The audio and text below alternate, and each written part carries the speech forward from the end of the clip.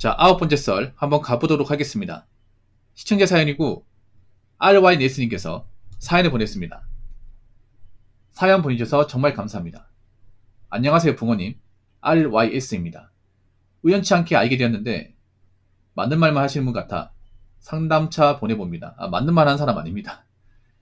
저는 군인생활 8년 정도 하다가 지금 전역 후 현재 지방에서 티그 용접사 조공으로 기술 배우며 일하고 있습니다.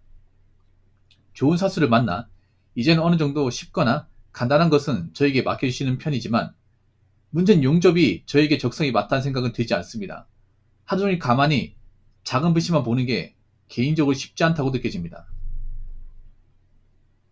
어쨌든 그렇게 돈이 된다는 얘기 하나로 배우고 있던 차에 경기 남부에 계신 아버지께서 올라와서 같이 앞사발이를 하자고 하시더군요. 제가 중장비를 한번 몰아보고 관리해보는 것에 호기심도 생기고요. 여하튼 찾아보니 부모님이 중장비 관련 업종을 하고 있다면 입문의 난이도가 굉장히 낮아지는 일명 중장비 금수저에 제가 해당하는 것 같아 고민 중입니다. 부모 형님이라면 용접을 그만두고 올라가실지 아니면 남아서 계속 티그 용접을 배우실지 한번 여쭤봅니다. 라고 적으셨습니다. 자, 사연을 간략히 정리하자면 이렇습니다. 사연자분이 지금 일단 이제 군 전역 후에 티그 용접사를 일하고 있어요. 용접기사로 지금 이제 일을 배우면서 일하고 있습니다. 근데 갑자기 아버지께서 아버지가 중장비 관련 이제 일을 하시는데 아들아 네가 한번 해보면 어떻겠니 이렇게 권유를 하는 그런 입장이에요. 그래서 이분이 할까 말까 고민하는 것 같습니다.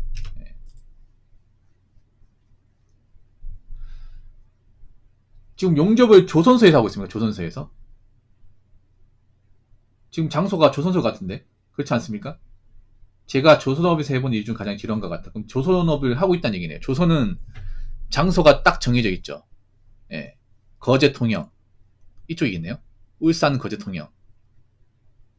원래 그쪽 지역에 살던 사람입니까? 아니면 고향은 다른 곳이에요? 그쪽 주민은 아닌 것 같은데. 예. 원래 통영 사람 아니죠?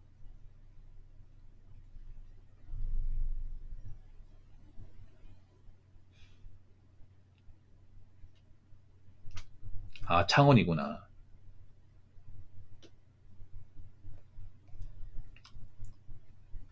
지금 조선업은 어때요? 괜찮습니까? 조선업이 그래 일은 많다고 하더라고요. 돈은 막 엄청나게 크게 되진 않지만 그래 딴 데보다는 일거리가 많긴 하다고 들었습니다.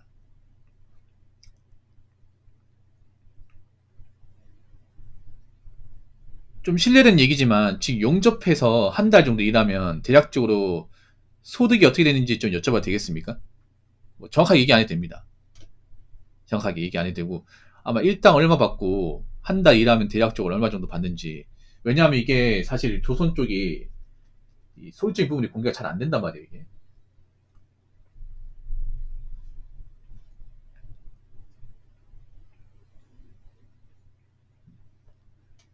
아직 일하시면서 뭐 다치시고 한 건 아니죠?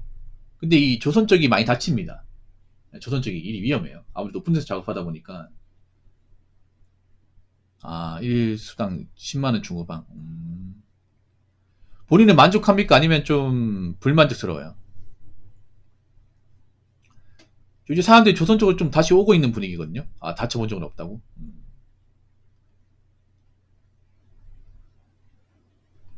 근데 아버지가 왜 갑자기 중장비 얘기를 하는 걸까? 그 전에 얘기를 안 하다가? 아니, 아버지가 중장비를 하고 있으면 보통은 그 전에도 뭐 자식한테 권할 수 있는 거잖아요. 근데 왜 갑자기 왜 님한테 중장비 일을 해볼 생각이 없냐? 중장비면 화물하고 다른 거잖아요.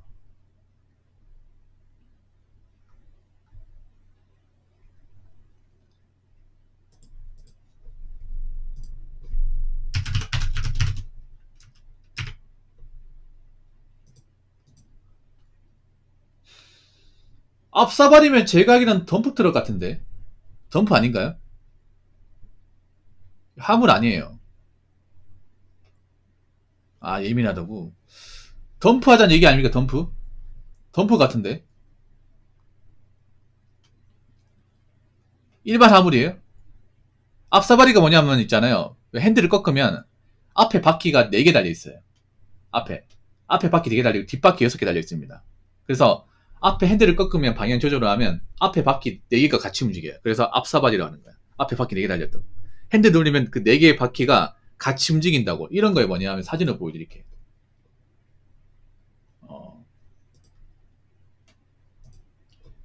요런 겁니다. 요런 거. 네. 자, 사람들이 많이 헷갈려 하시는데, 처음 알았다고. 저도 원래 잘 몰랐다가 썰 풀면서 알게 됐어요. 자, 앞사발 이런 겁니다. 이런 거. 자, 한번 보여드릴게요. 모르신 분들 많더라고. 덤프 트럭도 앞사발이에요. 덤프도 앞사발. 덤프도 앞에 그 축바퀴가 4개 달려 있거든요. 방향 돌리는 바퀴가 4개 달려 있어서 앞사발이라고 불러요. 덤프도. 제가 물어봐. 덤프인지 이게 일반 화물인지. 앞사발이가 이제 덤프 트럭도 있고 일반 화물차도 있거든요. 윈바디나 아니면 트레라도 있고 다 있어요, 이게. 그래서 좀 앞사발을 얘기하면 헷갈리거든요, 이게. 덤프 맞다고? 역시. 자.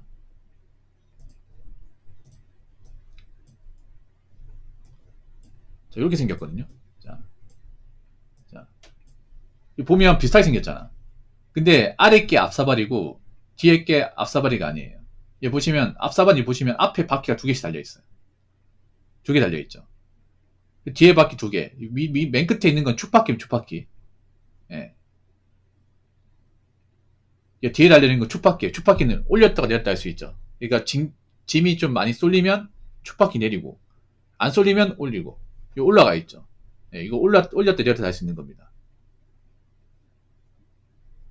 앞사이는 보시다시피 차 앞에 바퀴가 2개 달린 거예요. 양쪽에 2개. 그래서 4개. 그래서 앞사발. 앞에 4개 달렸다. 이거 은 아니에요.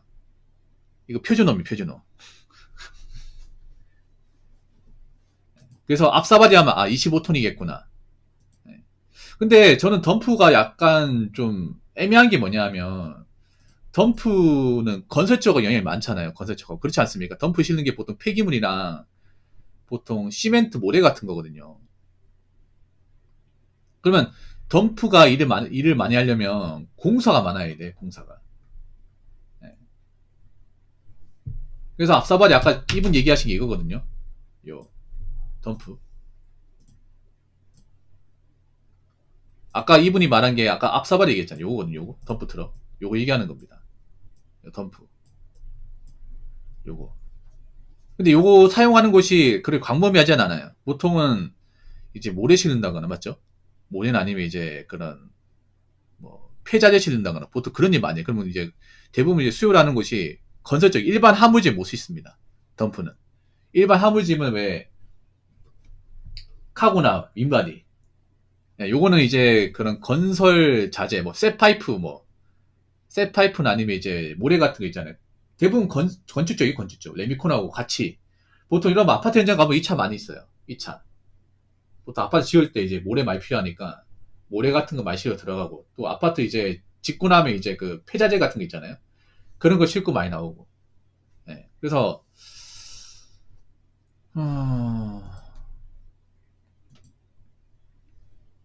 근데 저는 개인적으로 용접이 맞다고 생각을 해요. 왜냐하면 지금 화물 쪽이 경기가 안 좋잖아요. 화물 쪽이.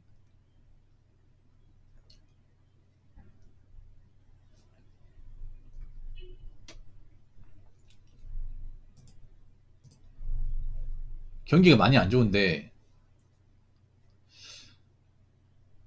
저것도 마찬가지로 화물이긴 합니다. 덤프도 화물이에요. 요즘 화물 쪽이 싹 다 안 좋잖아요. 요즘에 레미콘도 안 좋고 레미콘이 안 좋으면 덤프도 안 좋단 말이에요. 왜냐면 같이 따라다니기 때문에. 또 덤프는 대부분 건축 쪽이 건축 쪽. 건물 짓고 허무는 게 많아야 돼요. 철거하는 게 많아야 덤프가 들어가 철거진 많이 싫잖아요. 맞죠? 그 폐기물 같은 것들. 건물 허물어야. 요즘 건물 허무는 거 있습니까? 많이 없잖아요, 여러분. 아니면 새로 짓는 건물 있습니까? 아파트나 뭐 빌딩 있습니까? 많이 없을 텐데. 그래서 경기가 좋아야 일이 많거든요. 덤프도 마찬가지일 겁니다. 제가 봤을 때는. 근데 요즘에 아시다시피 덤프 쪽이 좀 업황이 그렇게 썩 좋진 않아요. 그 덤프도 차가 비쌉니다. 아시잖아요. 저거 차 사려면 또 대출 받아 사야 됩니다. 덤프도 노란색 번호판 달아야 되지 않나? 노란색이 아니라 주황색 번호판이지. 제가 있는 주황색일 겁니다, 아마. 맞죠? 덤프도 주황색일 겁니다. 덤프랑 레미코는 주황색일 텐데. 번호판이 달라, 이게. 그것도 사업자 넘버 아니야? 그것도? 주황색이죠. 주황색도 사업자 넘버일 거야, 아마. 그것도 번호판 사야 되죠. 그 주황색 번호판도. 저는 개인적으로는 좀 고민을 해봐야 된다고 생각합니다. 그냥 부모님 말 믿고 그냥 홧김에 넘어오기보다는,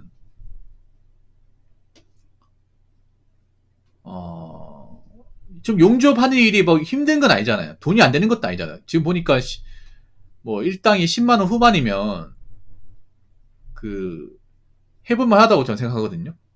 예, 나쁘지 않은 대우라 생각해. 본인이 뭐 아직 다친 것도 없고, 그리고 조선 아직도 일이 많으니까. 만약 조선이 하다가 뭐 마음에 안 들면 또 갈 수 있는 거잖아. 왜냐면 저는 트럭 쪽은 나이 제한이 없잖아, 이게. 좀 더 늦게 한다고 뭐 문제 되는 것도 아니고요. 그리고 지금 화물 좀 봐야 되는 게, 님이 많이 화물한다고 하면 초기 자문이 많이 들어가, 이게. 그럼 대출 받아 살 수밖에 없어요, 이게. 그러면 이제 할부로 사가지고 매달 빚 갚는 인생이죠. 근데 문제는 일이 많으면야 뭐 빚 갚고 남는 거로 생활 가능하겠죠. 근데 문제는 요즘 일이 많이 만나는 거죠.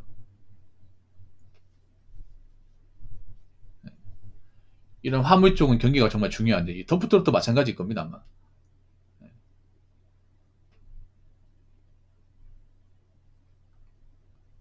그리고 이 용접하고 이 덤프하고는 또 업무 환경이 달라요. 용접은 혼자 하는 게 아니고 같이 하는 겁니다. 같이 사람들과 올리고 하는 거고, 이런 화물 쪽은 독고다이에요, 독고다이. 혼자서 하는 거야. 그리고 출퇴근 같은 것들도 일정하지 않습니다. 생각해보세요. 이미 경기 남부 가면 타지 생활 해야 되잖아.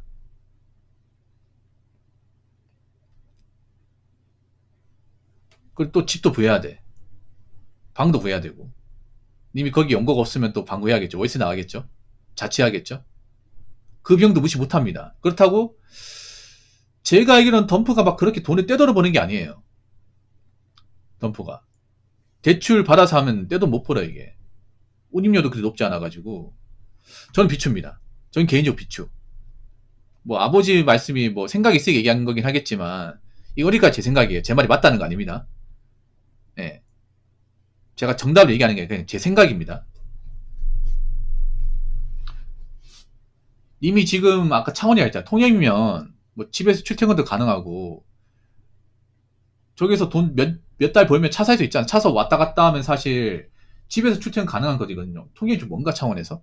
엄청 멀지는 않죠. 그리고 도로가 뻥 뚫려 있기 때문에 좀 고속주행이 되거든요. 차가 엄청 막히는 곳은 아닐 겁니다, 통영 쪽이.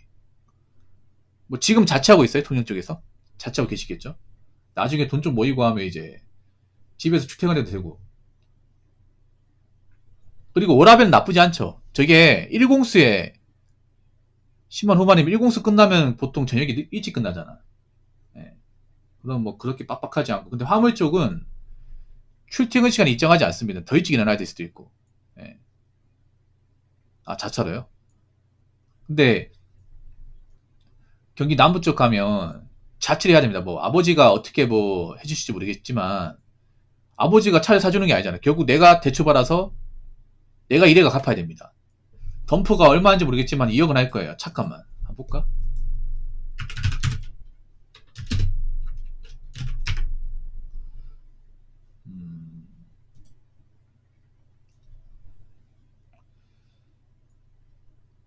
25.5톤 보자.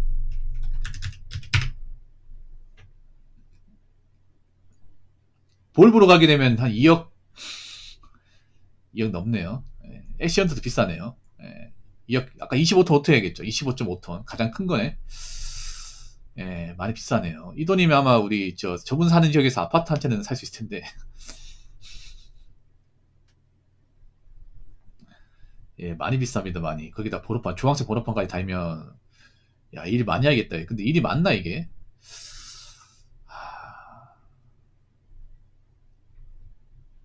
근데 님이 만약 화물일 한다고 했으면 일찌감치 뛰어들었어야 돼. 어. 생각해보세요. 보통 아버지가 하물일 하고 보통 자녀한테 이제 권하는 경우는 보통 군대 전역하고 바로 뛰어드는 경우. 예. 그러면 괜찮아. 근데 님이 지금 이미 군생활하면서 나이 먹고 사회 나왔고 이미 다른 일 하고 있어요. 근데 그 상태에서 아버지만 믿고 하물일 하기는 좀 부담이 커 이게. 만약에 내가 지금 일할 데가 없다.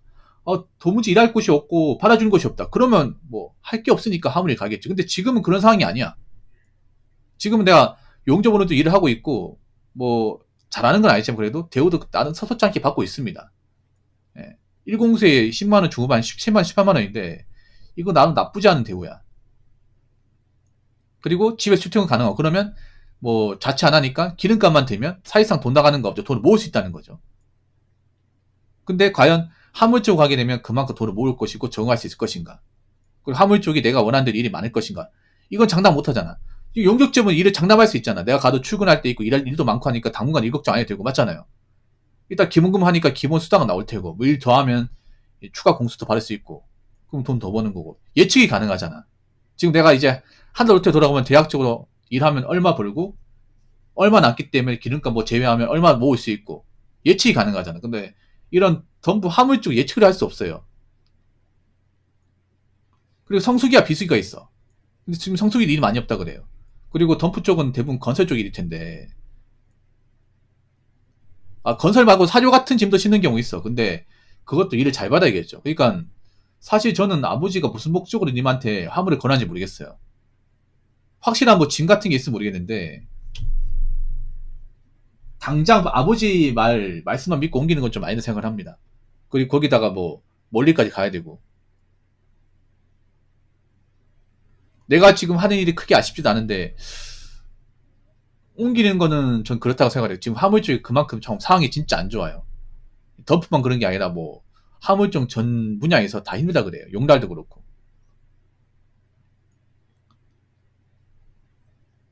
덤프는 거기다가 초기 자본이 워낙에 많이 들어가니까 어차피 저 화물일 하려면 차를 사가지고 해야 되는데 번호판까지 달아가지고 해야 되는데 그 초기 자본이 워낙 만만치도 않고 그렇다고 한번 발 집어넣으면 뺄 수도 없단 말이에요 이게. 용접비를 잘 배워놓으면 굳이 조선소가 아니더라도 다른 데 가서 일하면 돼요. 다른 데 가서 내가 용접이 배워가지고 거기서 좀 경력 쌓고 기공으로 인정받으면 딴 데 가서 일당 더 받고 일하면 됩니다. 프리랜서로. 저는 개인적으로 용접이 낫다고 생각해요. 님이 용접 못하는 것도 아니고 잘하고 있는데 물론 용접이 좀 덜하기도 하지. 쪼그리고 앉아서 불편하긴 하지만 그래도 그에 맞게 뭐 보수받고 있으니까 저는 개인적으로 용접하는 게 맞다고 생각합니다. 아마 이 얘기를 아버님이 들으시면 기분 나쁘실 수도 있을 거야. 집까짓 게 뭔데 내 아들내미한테 함부로 얘기하고 지랄이야. 이렇게 얘기할 수 있습니다. 뭐 그런 말에서도 제가 할 말이 없습니다. 근데 저는 왜 이걸 권하는지 모르겠어요. 아니 본인이 중단비를 해봤으면 이게 얼마나 이게 험난하고 얼마나 이게 좀 마음고생 많이 하는지 알 텐데 보통 아버지 쪽이 화물 쪽 일하면 권하는 분들이 별로 없습니다.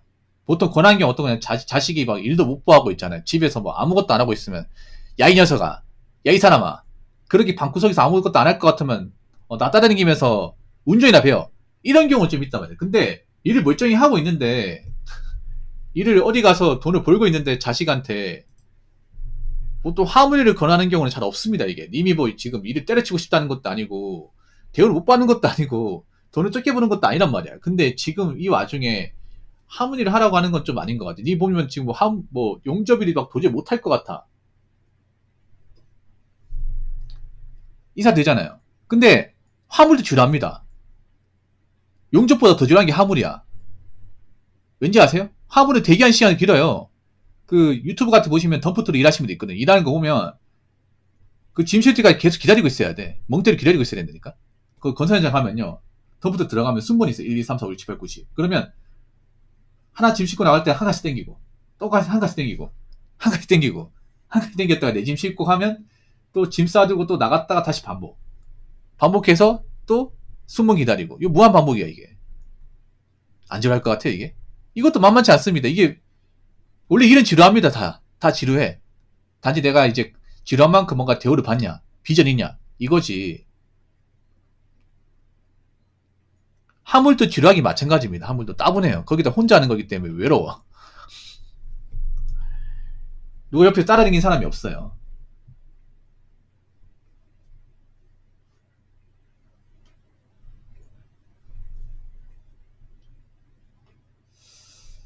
그렇기 때문에 저는 개인적으로 용접을 하시는 게 맞다고 생각합니다.